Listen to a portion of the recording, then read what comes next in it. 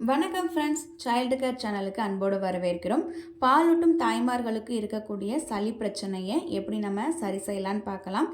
நீண்ட நாளுக்கு தொடர்ந்து சளி இருமல் இருந்துகிட்டே இருந்தது அப்படின்னா கண்டிப்பாக இந்த மெத்தட் உங்களுக்கு யூஸ்ஃபுல்லாக இருக்கும். ஒரு நாளைக்கு 2 தடவை நீங்கள் செய்யலாம்.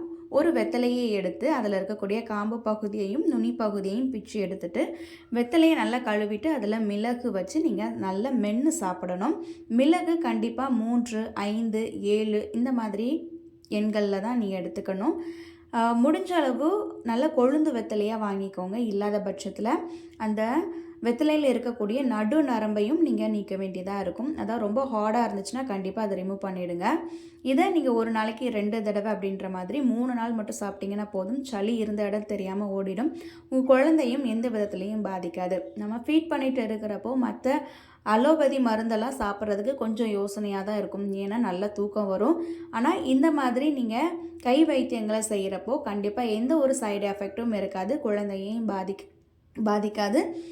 நல்லா நீங்கள் ஃபீட் பண்ணவும் செய்யலாம். இதை தவறாமல் செய்யுங்க. இதை செஞ்சு முடித்ததுக்கப்புறமா உங்களுக்கு கஷ்டமாக இருந்தது, வாய் ஒரு மாதிரி இருக்குது அப்படின்னா ஒரு துண்டு கருப்பட்டியோ இல்லை வெல்லமோ நீங்கள் வாயில் போட்டு மென்று சாப்பிட்றலாம். இது சாப்பிட்டதுக்கப்புறமா கொஞ்சமாக தண்ணி குடிங்க. வெறும் வயிற்றுலையும் சாப்பிடலாம். எந்த ஒரு பாதிப்பும் கிடையாது. நம்ம சேனலோட பிளேலிஸ்ட்டில் நிறைய வீடியோஸ் இருக்குது, செக் பண்ணி பாருங்கள்.